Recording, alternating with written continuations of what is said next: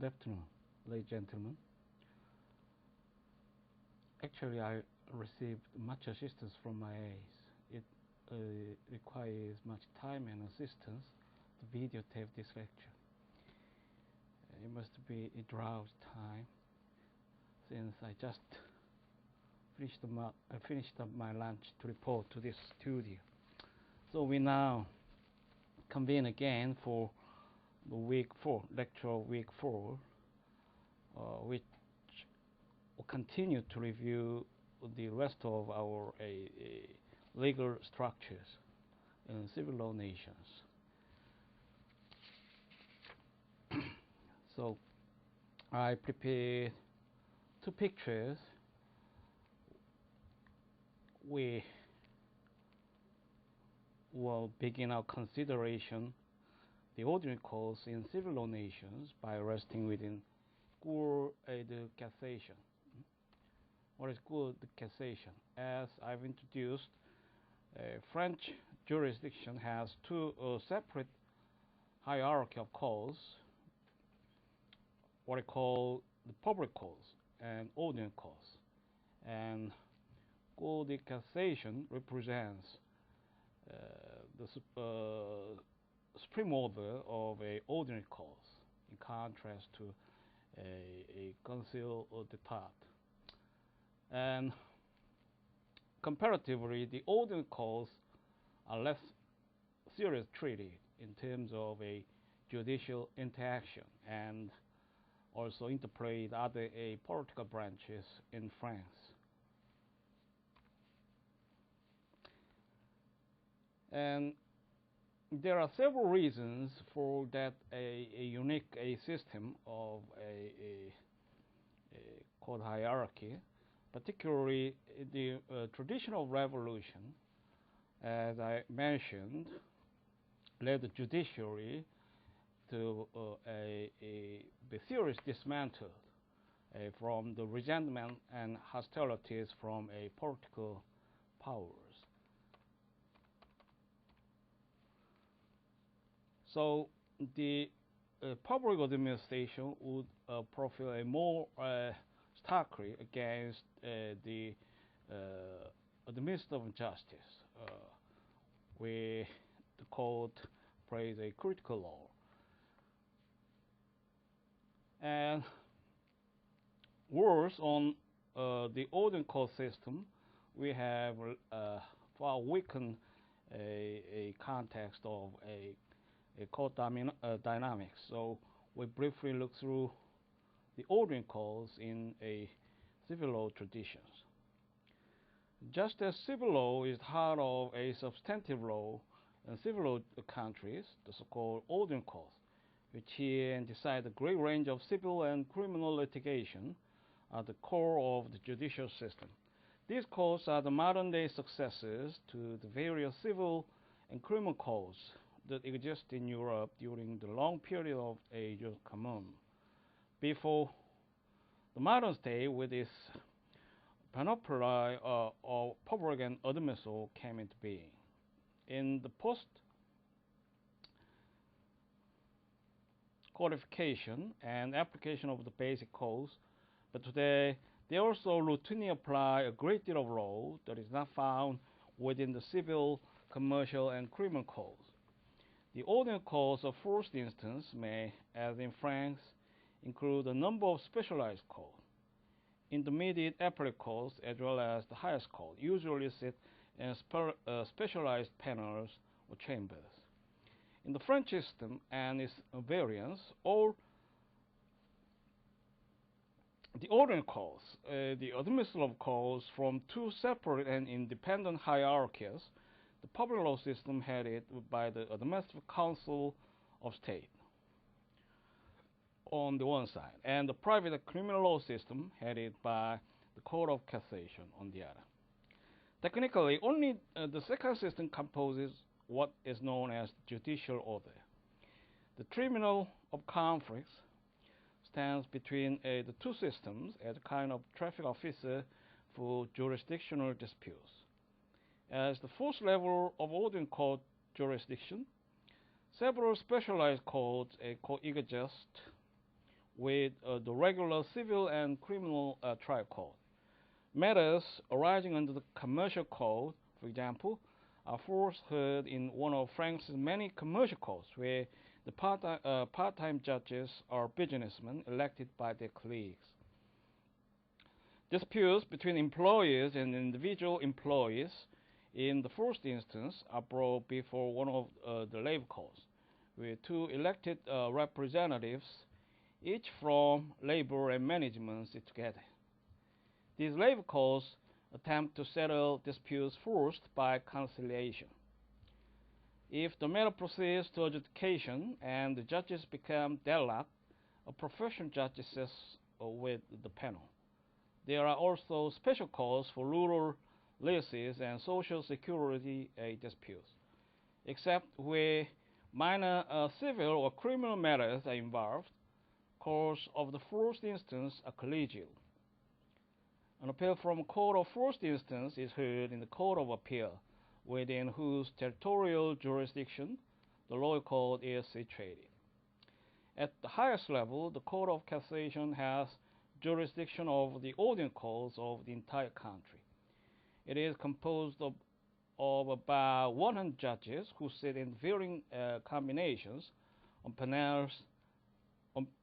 panels in 6 specialized chambers, and in certain situations in mixed chambers or plenary assembly.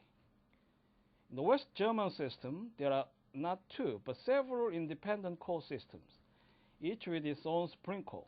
The ordinary jurisdiction that includes all the criminal and civil cases which are handled within the regular court, and labor cases which are handled in a separate federal labor court system. Traditionally, in West Germany, as in most other civil law countries, the first instance courts of general jurisdiction have sitting panels consisting of a presiding judge and 2 associate judges. However, legislation in 1974 and 1976 has made it possible for many types of cases to be decided by a single judge. In commercial matters, the judge of first instance is with 2 lay judges who are specialists in the field. Appeals from the first instance are heard in an intermediate appellate court, with final review by the Federal Supreme Court. The labor court system, appeals from the lower courts are taken first to the labor court of the state, where the lower court is located, and finally to the federal labor court. At the first and second levels, the judge acts in consultation with labor and management representatives. So, we complete a brief of ordinary course for your review, and I can make several points on note and questions for your examination later. So they enable you to meditate upon points of consideration we explored over the legal structure in civil law nations, or getting ready off the record later. And I'll let you know the time and place that the printouts will be available for you. Usually, I put it in my mailbox in the common rooms located in the main law building. So that will be also the case in this term. And I'd like to introduce one other picture to show you some pertinence to our discourse about European institutions. So, what are the contemporary civil law traditions?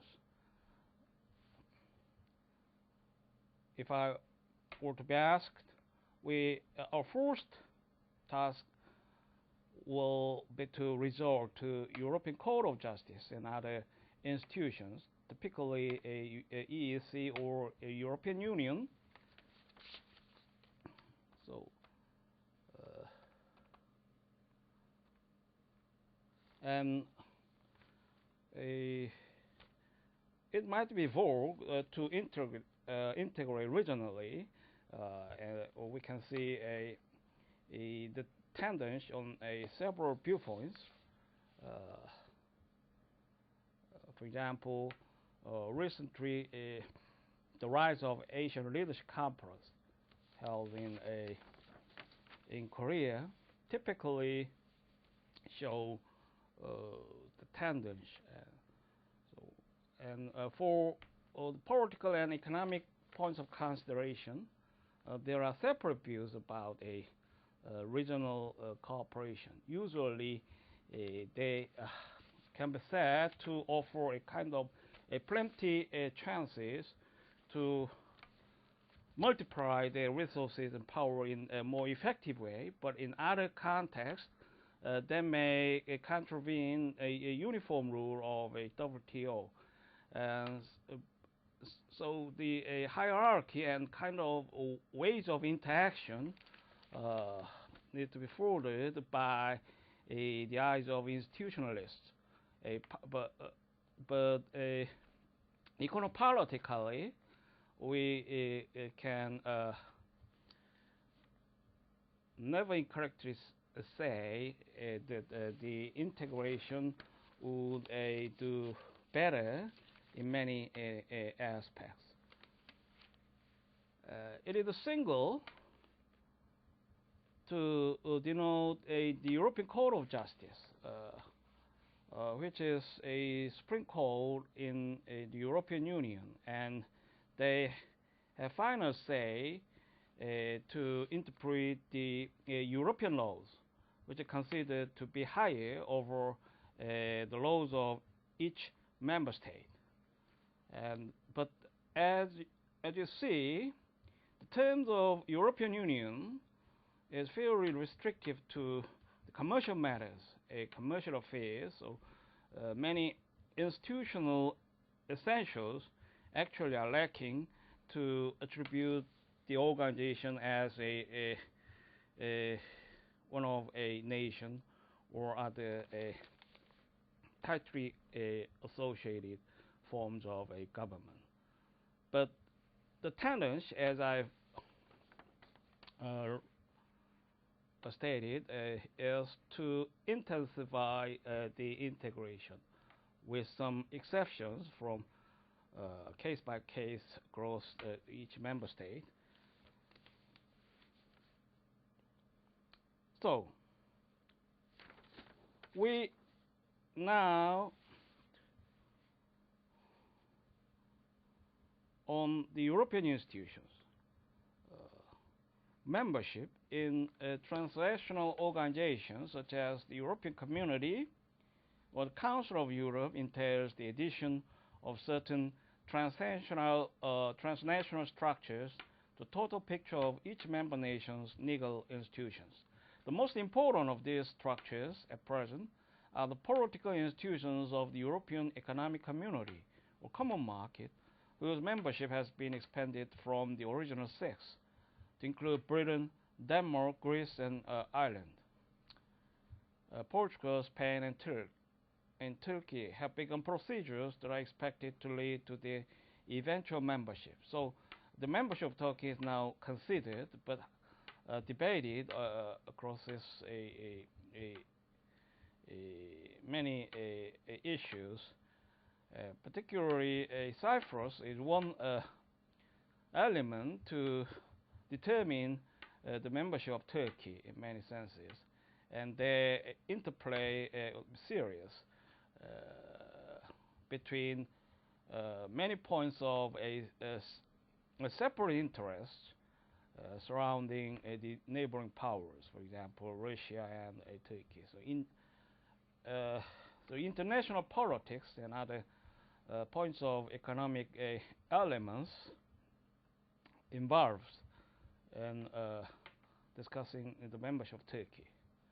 The functions of the European Economic Community are mainly economic, but the measure of political sovereignty that each member state has yielded to the community has at least a potentially far-reaching effects on national legal systems. Under the EEC Treaty of Rome of 1957, which functions like a constitution for the community, the member states have transferred powers to an autonomous legal order composed of four basic institutions: the Council of Ministers, the Commission of the European Parliament, and the European Court of Justice. Lesser power is shared by the Council, that the Commission, rather than belonging to the popularly elected Parliament, which at this stage is merely an advisory and supervisory body. As you see, the Commission usually compatible with the executive in a unitary form of state. So the representative of Commission is symbolically said to be a president in the European Union. And the interplays to enforce and enact the European laws is critical to investigate and define the nature of organization. For example, as you see, the European Parliament is not the same as that of a nation state, other nation state. It is very symbolic and practically lacks the power to govern the legislative process. It is expected to interact with the Council of Ministers in very limited context and a limited fashion. The Council of Ministers actually a main player to create the European laws. But the European Court of Justice has relatively a more extensive power to other organizations of the European Union, which is rather limited in some sense and in some context, but fairly compatible with the Supreme Court of each respective nation across the world.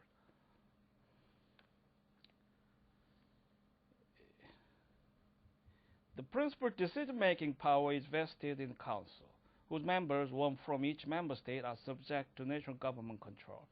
However, the power of initiative, that of investigating, deliberating on, and proposing measures in the general interest of the community, belong to the Independent Commission, whose members are appointed by the common accord of the governments of the member states from among persons of exceptional general competence and independence.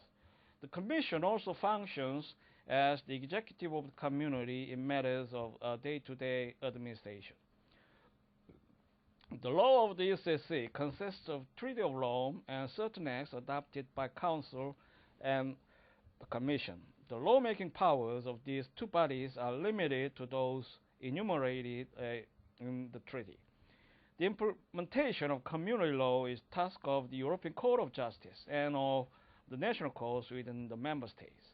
The 11-member European Court of Justice is composed of at least one judge from each of the member states. Until 1973, it was a court composed exclusively of judges from civil law countries.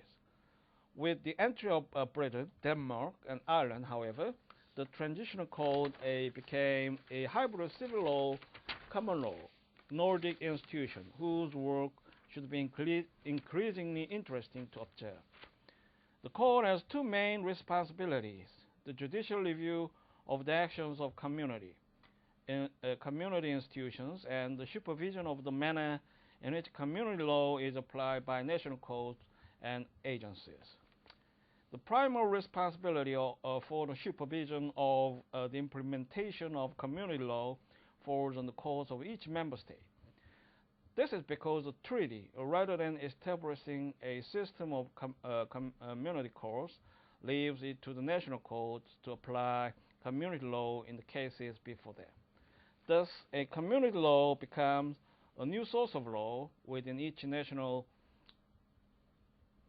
legal system. However, in order to supervise compliance with the treaty by the member states and to assure legal uniformity within the community, the European Court had jurisdiction of action against member states for failure to fulfill the treaty obligations and also over requests from national courts for preliminary rulings on issue of community law.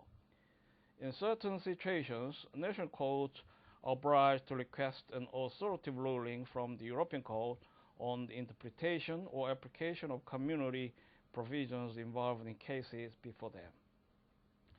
So, you may know one of a hyperbole rubric in the United States law is a question about a federal jurisdiction, how the federal court exercise their power within which terms of a jurisdictional mandate prescribed by the Constitution, and in terms of interpretive findings about documents.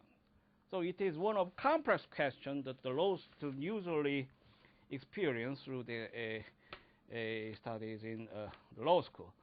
And also, in that context, the European Court of Justice poses a great challenges for the jurists, how their jurisdiction falls to meet the community mandate, and the kind of interaction with national courts is a serious issue which is now debated over a juridical society and concerned people.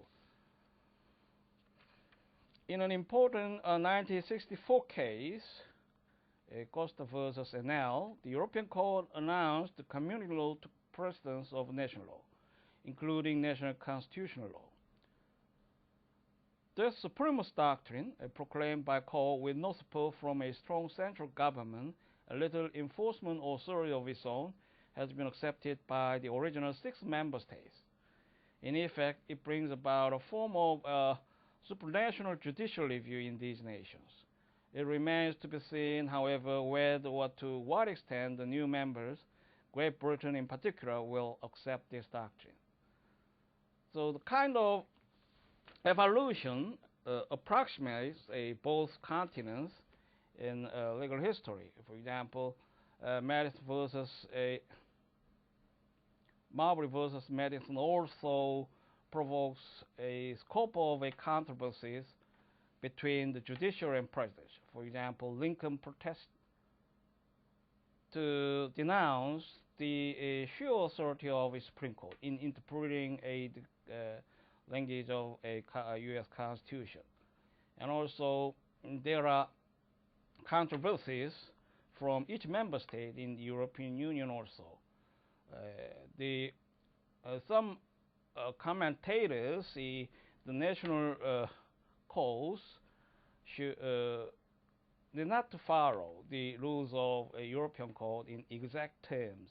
They can have some points of leeway to consider as mixed with the national interest and other virtues they usually hold through the national delivery of justice.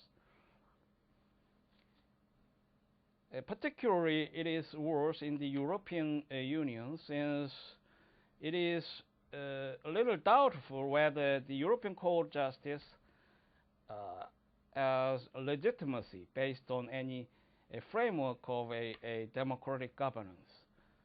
That kind of a discourse poses a challenge for our comparatives also. Besides the little euro of the European Economic Community, mention should also be made of the larger euro of the Council of Europe, which has 21 member nations.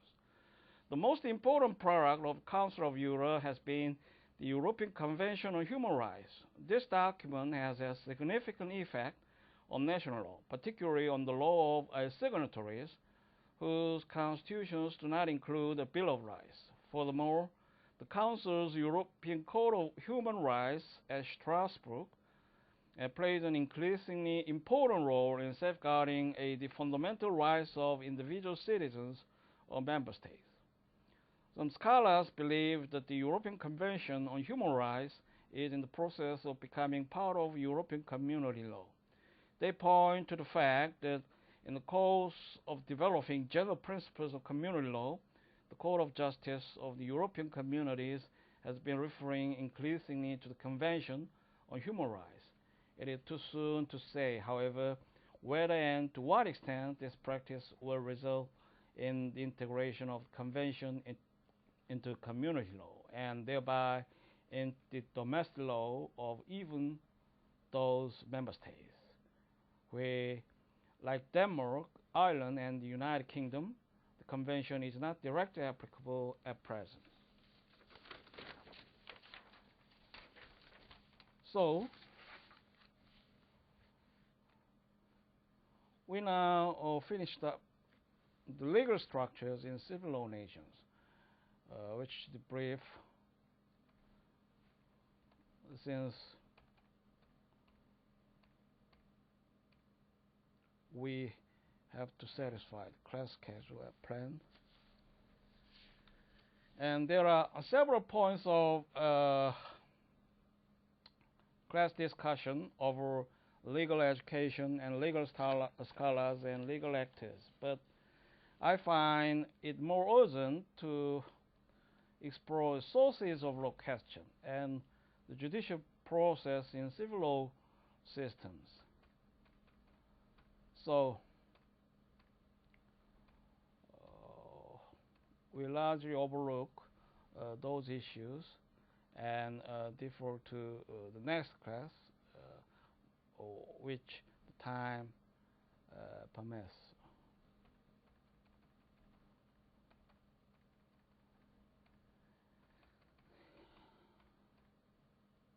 So, the first work the legal students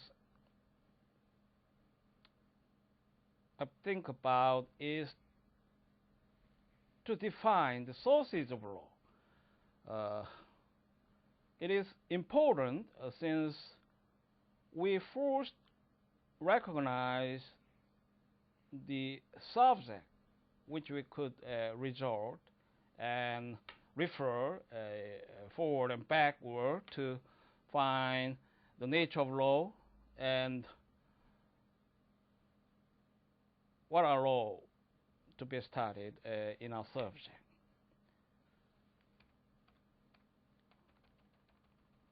We will be wise to distinguish a primary sources and authorities, since there are some of a pandectis and rigidity, and also the kind of a different adherences that the civil law jurists usually uphold in some a structural fashion.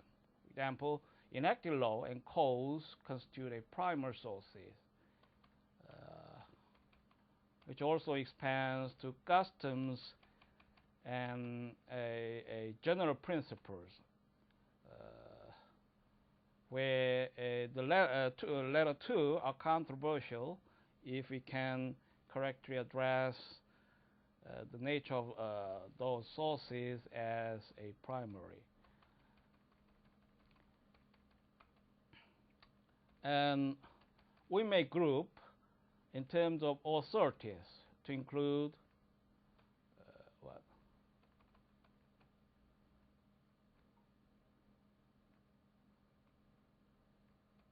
Case law and doctrines.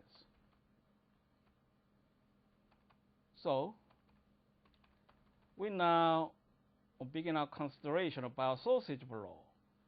The issue obviously involves the perception and the point of intelligence, how the civil law jurists see the law as existing, as extant or a practically enforceable.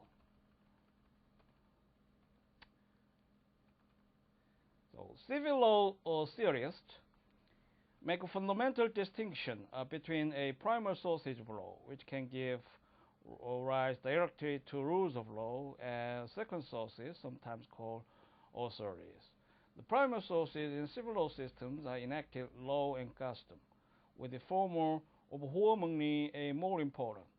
Sometimes general principles of law are also considered a primary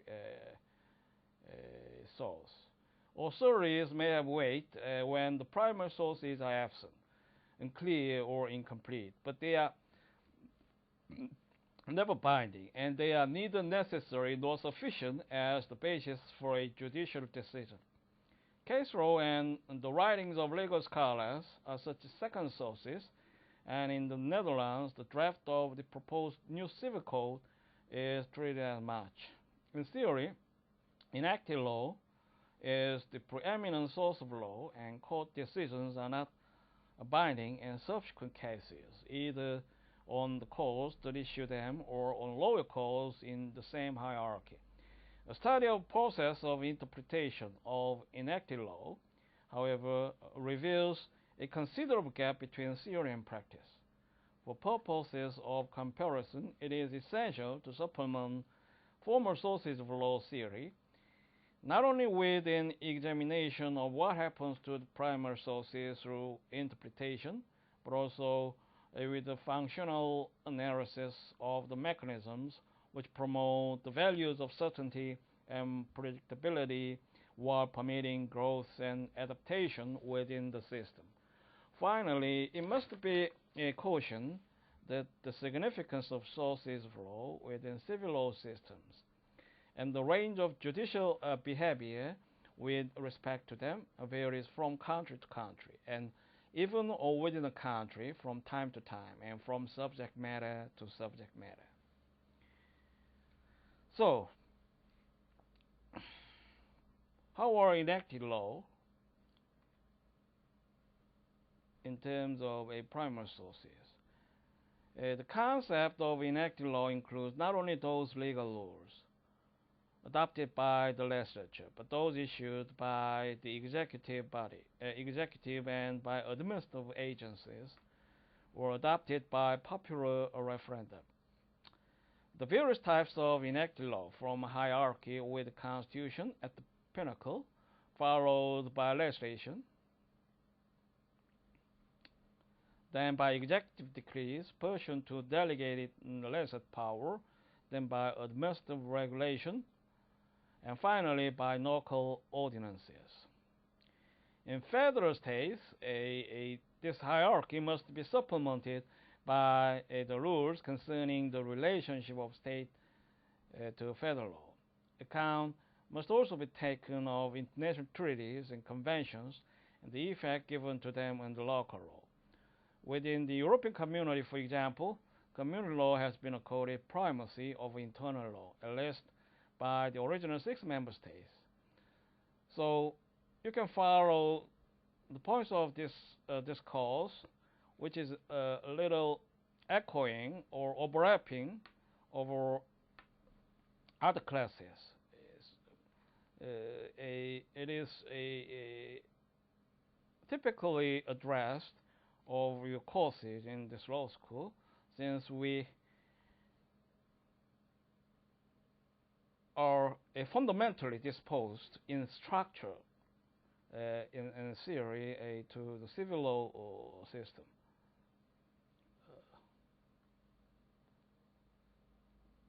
But practically and substantially, there are a serious extent of exchange between both the traditions, and you can find, for example, a private right in Korean Constitution, which is originated from so sophisticated article by U.S. scholars, and also the pursuit of happiness kind of terms also be rooted in the tradition of United States Constitution. But the way of approach and the foundation of legal intelligence would employ a civil law tradition. So I suppose you're familiar with the contents and points of consideration and the viewpoints of perception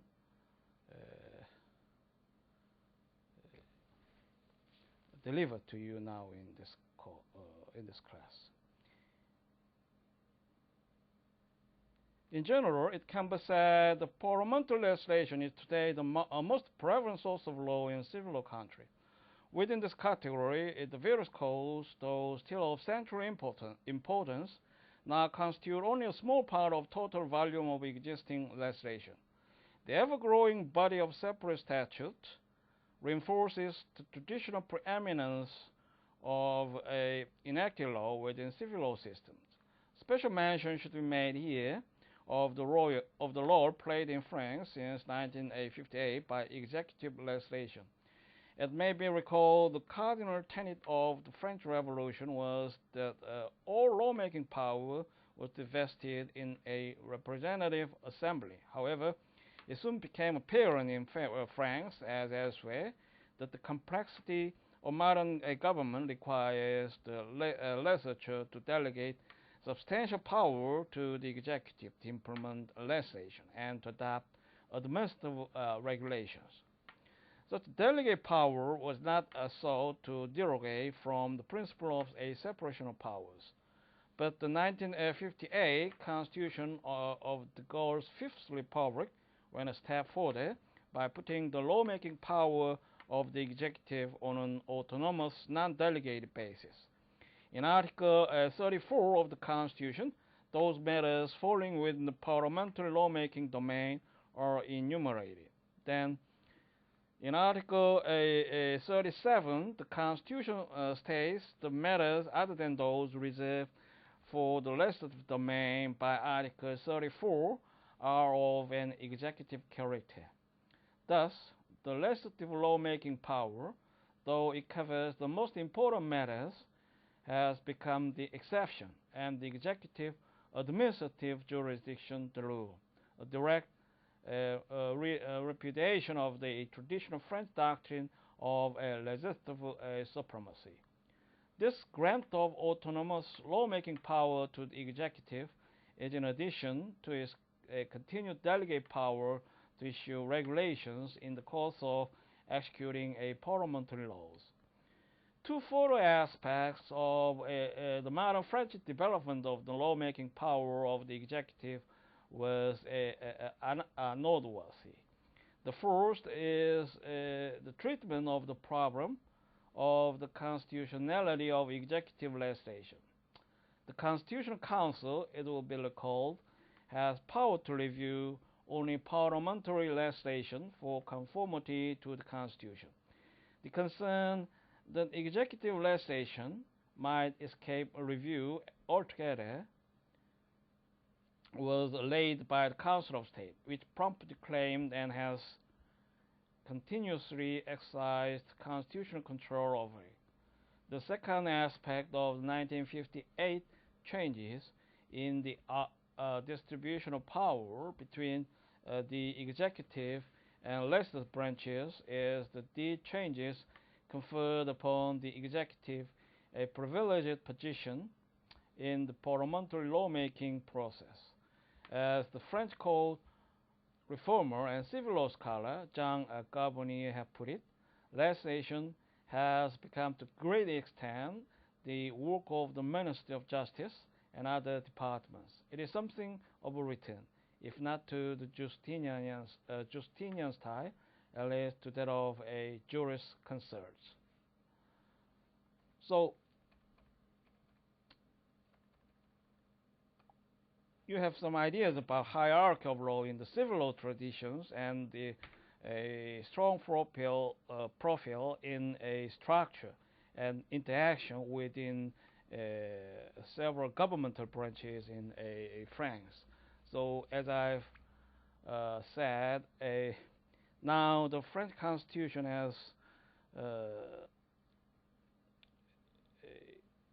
the type that puts a much extent of power within the executive branch. So over a vast of scopes of a power structure, the presidency normal term a potent over other separate branches. But in some of extremes, we are ensured that the separation of powers interplay to keep on a check and balances tenet. The liberal constitution scholars usually proposes strongly against the arbitrary abusive exercise of a national power. And I now show you some kind of a discussion which pertains a codification thesis. The article is titled "A Primer on Codification," also by a Fairfax Tom. Each article reveals the essence of tenets and advantages, and some of the shortcomings, which is intrinsically enshrined in the ways of codification. So the deliberation is very elementary to see the genuine dynamics of a codification issue. So it is helpful to contrast with common law tradition. So I also have the articles. I like to present a Hellos, which comes entitled "Here Lies the Common Law." So those two articles exhibit a contrast and merit a complementary context of both traditions. To say, I like to recall that the civil law traditions and the codification or other terms such as statute laws are essential in some scope of legal affairs. For example, uniform laws could only be completed by resorting to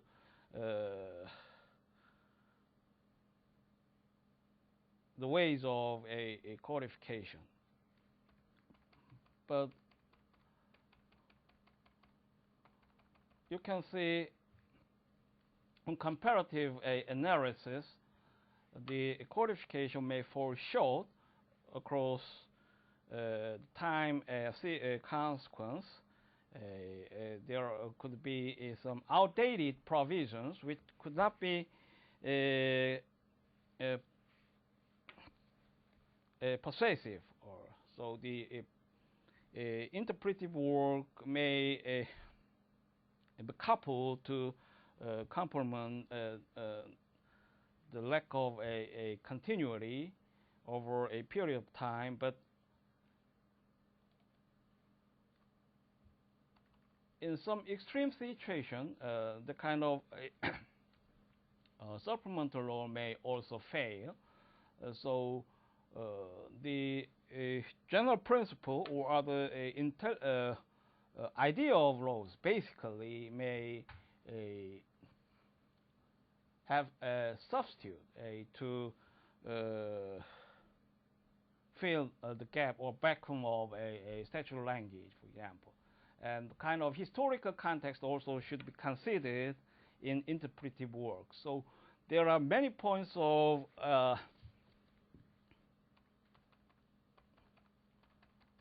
redirection to recast the documents if those are harshly antedated. So the antiquated form of documents uh, may well lie in the kind of classic nature. For example, United States Constitution is antiquated actually to have long history. Well, it requires us to uh, recall the 1789, and this civil code in a primary European state may also be antiquated, which is in contrast to the post-colonial independent states, including Korea and other third world countries.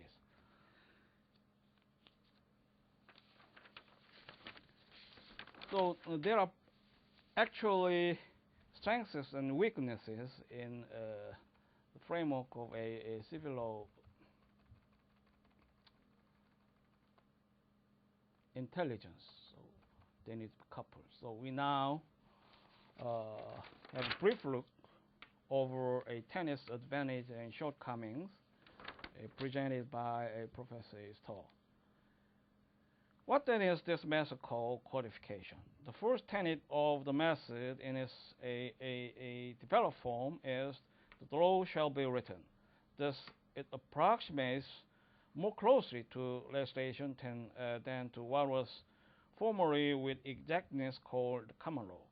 Man vaccillates between a fear of putting things in writing, lest he be bound, and a desire to put things in writing so that someone else will be bound.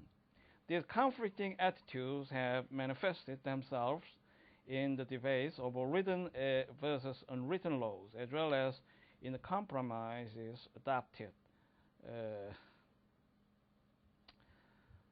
The witness, the American Law Institute carefully debated much caveated restatements of the law, which are, however, declared to be of no binding force.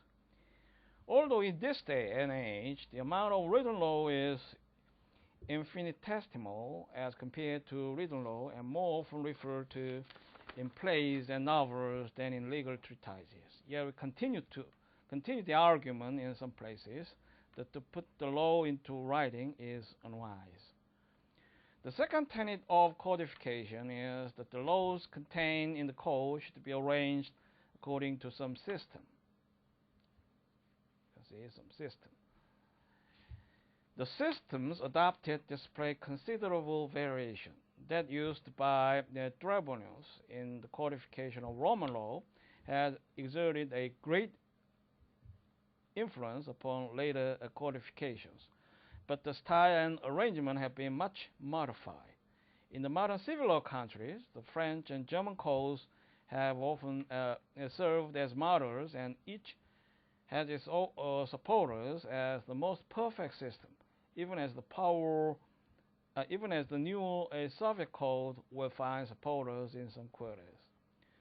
The faith in the ability of reason to produce order in the greatest areas of chaos, so dominant in the period of drafting of the Code Napoleon, and the faith in the methods of science, so dominant in the period of German code, contributed largely to the acceptance of these codes as embodying a proper method. The cautious and greatly detailed table of contents of one of the restatements is as typical of the concept of order of this age, as were the elegant deceptively simple generalization of the article of the French code. A third tenet is the position that a code should be drafted, considered, revised, and in all ways dealt with as a single fabric. So it is it is a word of kinradship for the civil law jurist, single fabric or single undertaking. For example, the term single undertaking could be properly employed by the WTO authority.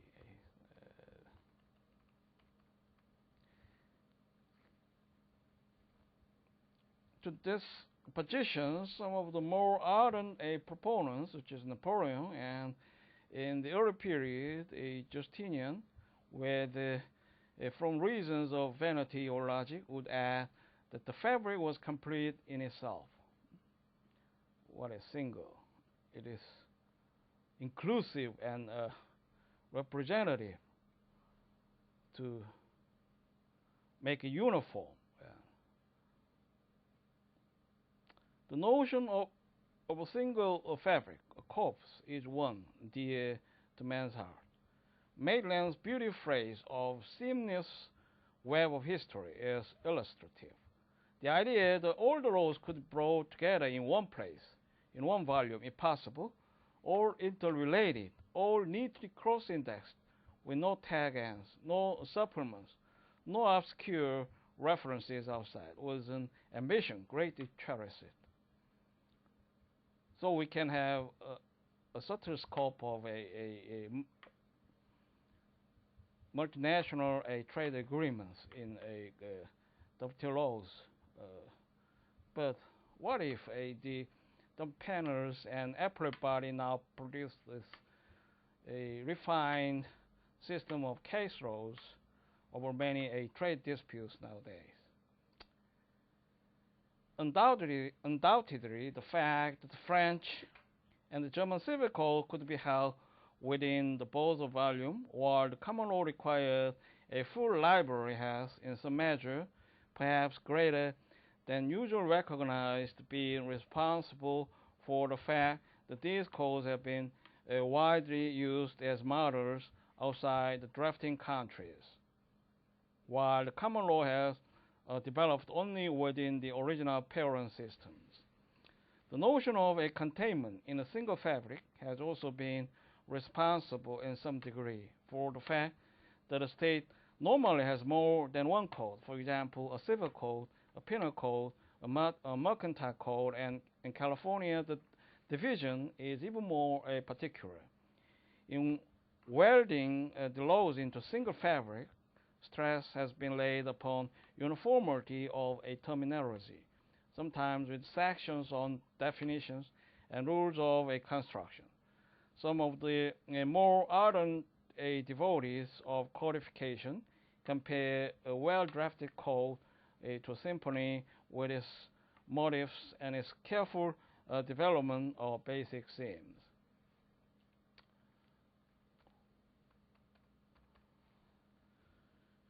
A fourth tenet of a codification is that it should be done by experts. Experts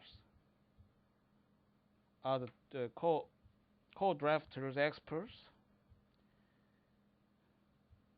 The original civil code was the work of three principal draftsmen.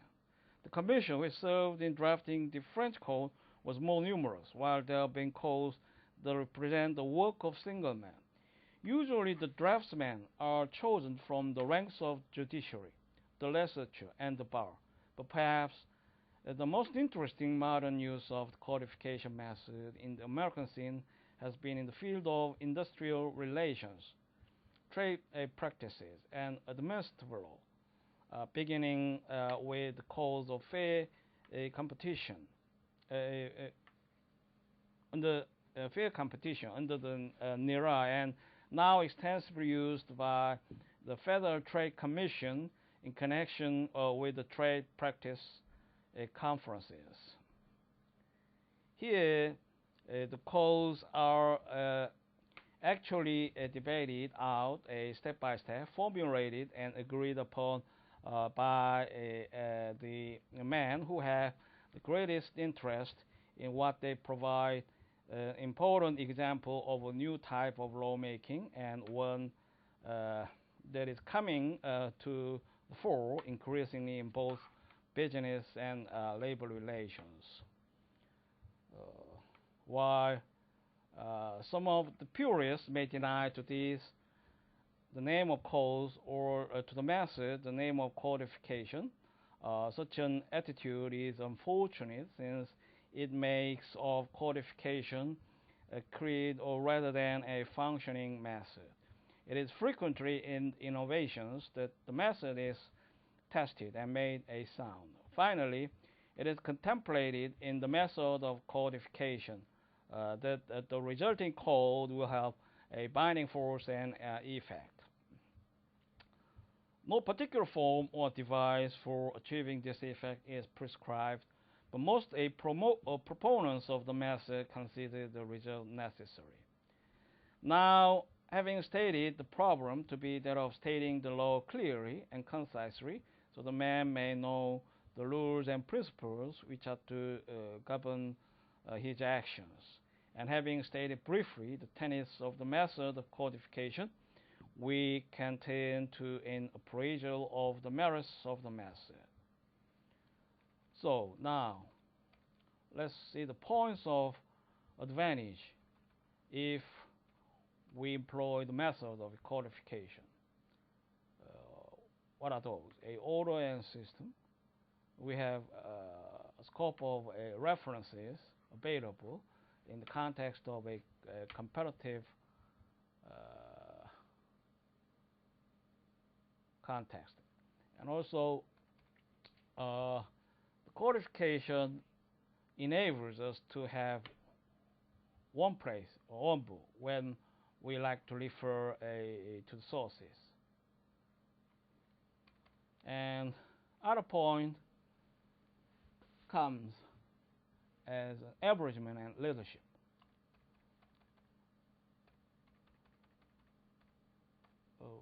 This is misspelled. I'm sorry. You must have R, readership. The averagement can plainly evident to read the course, which is published in one book. So for your availability, you have one confined version of a Korean statute. So you can read the civil codes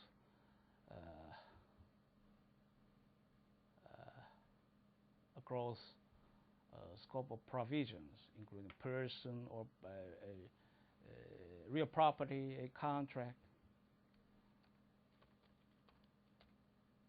How about a common law context? If we are abridgment, are we easy to refer to the rules and laws which the common law judges have invented? So I once have been heard that one person filed the candidacy for public election of apartment complex, and on the space he or she is required to fill the information about the academic background. One person, very interestingly, wrote an independent study on 6 rubrics of a Korean statute. So his argument, his allegation is that he has not completed a regular education, regular university education. Rather, he read a scope of provisions incorporated in the Korean statute. It's mocking, but has led me to some insight about the dynamics of our publicly responsible people who will be competent between those two groups. One group are exposed to provisions of a Korean statute, but have not completed a regular college education. One experienced academically college education and very strongly, or in some cases may not be so. Eventually, he failed his election. However, I was mocked about this story. I was told by my wife. I'm now living in an apartment complex, Pundang. And other advantages concerning authorized framework. So, as we are introduced a single and the word authorized, normally nuanced and understood in terms of a kind of unification force or some systemic way to deal with a comprehensively and hierarchically to cover all the matters relevant about the legal dispute.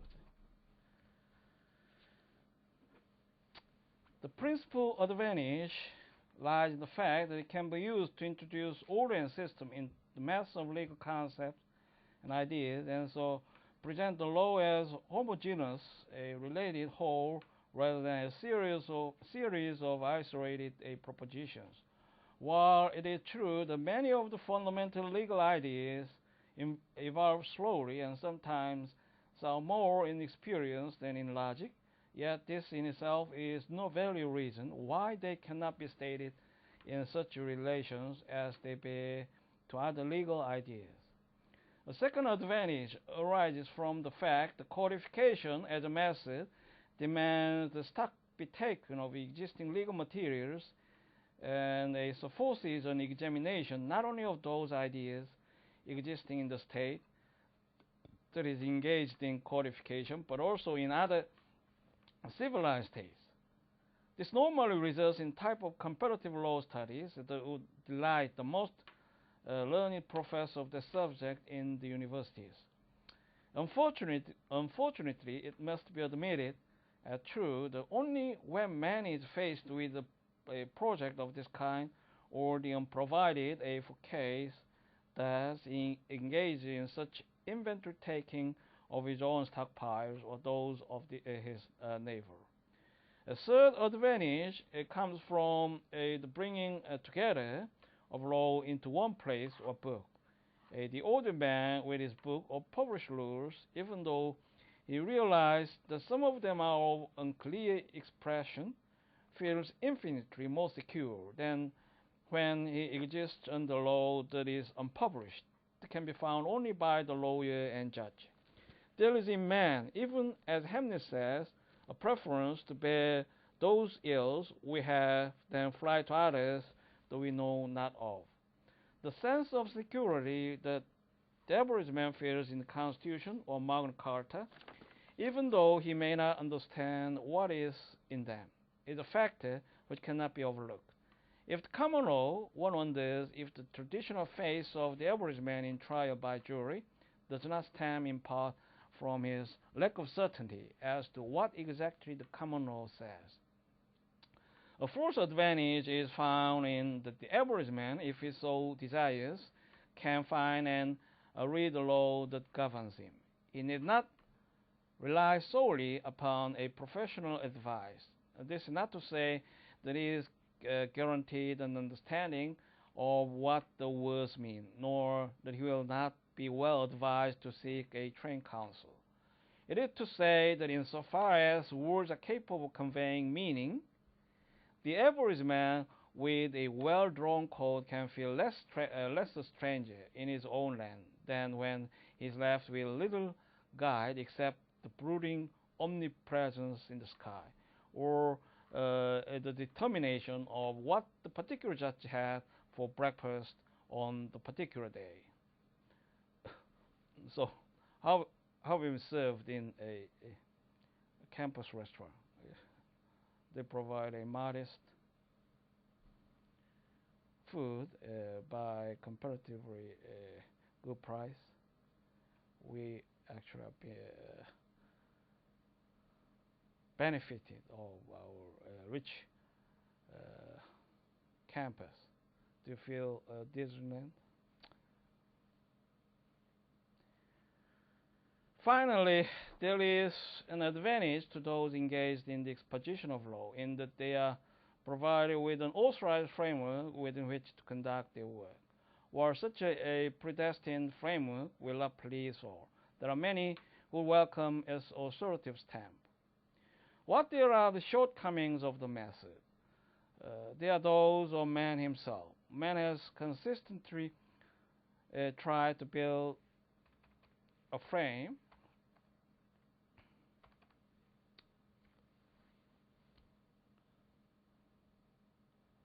for the universe and to squeeze it into the frame, however much it may bulge off the sides or pinch in the corners.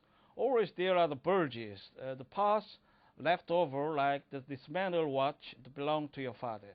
So to when man essays to imprison the law into single homogeneous fabric, when he tries to encompass the whole of man's legal personality in a single set of articles, either it spells out the particulars in such detail, providing for every conceived eventuality, the man is lost in the forest, or else he retreats into generalities so vague the man shrugs them off as too indefinite to constitute a notice.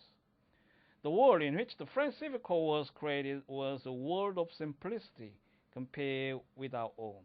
No industrial age or revolution has occurred. Relativism had not yet permeated all areas of thought. No factory system, or railways or airplanes made the field of a illicit difficult. No telephone, cable, or air freight made the law of contractual obligations complex. Even the world in which the German Civil Code appeared fell far short of modern complexity, and even the German code had lost some of that a pristine simplicity of its French predecessor, and the critics refer to it as more scientific. Our age has somehow lost the neck of simplicity. Our speech, our writing, our lives attest this loss. Our age is rapidly ceasing to believe in general principles. We seem to dote on itemization. How do you feel in the context of a postmodern society?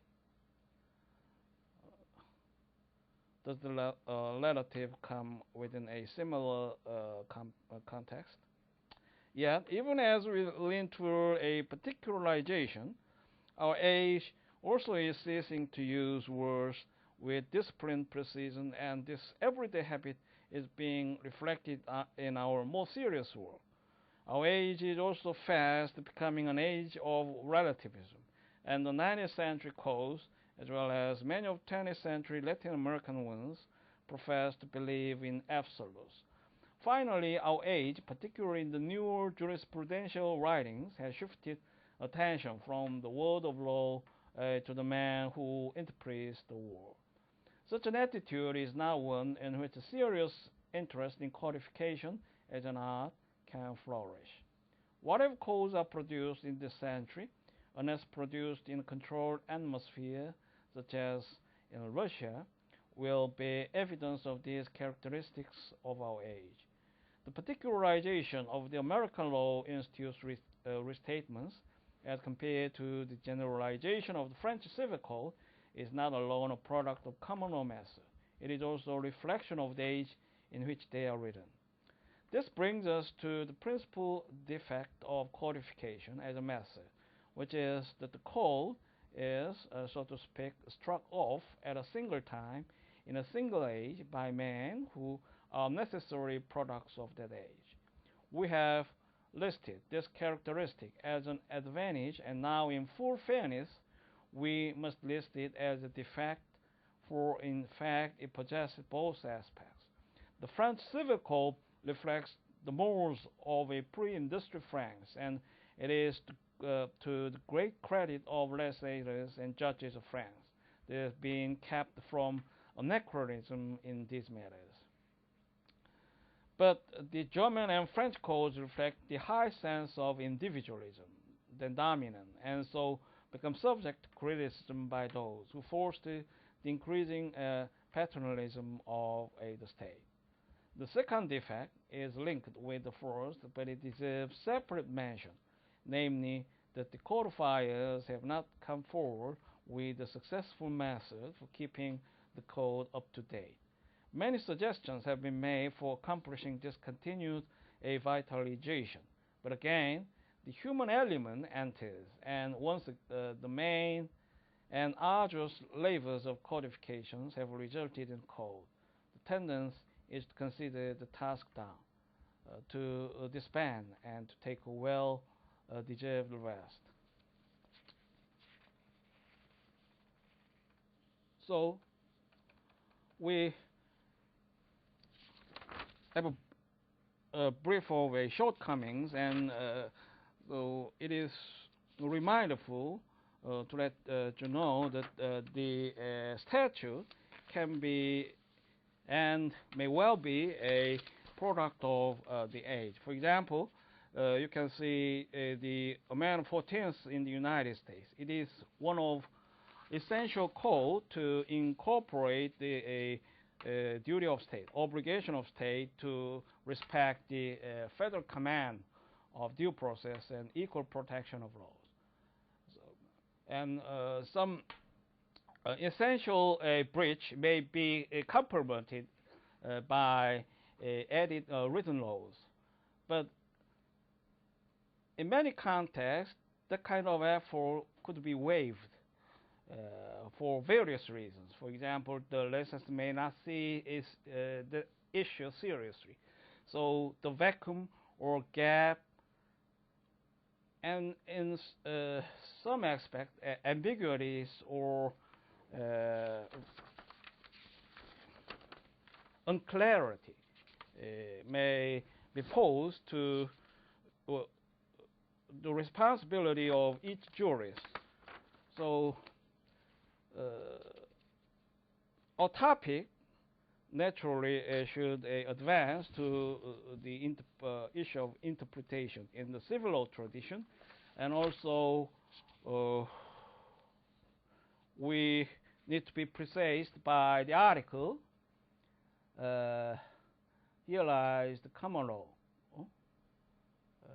which feature the laws to complement the shortcomings of a civil law tradition. It was presented in 1967. I suppose it to be useful to have a contrasting views between those two traditions. So we have a brief break for 10 minutes, and I will come back soon. See you again in the second part of this class.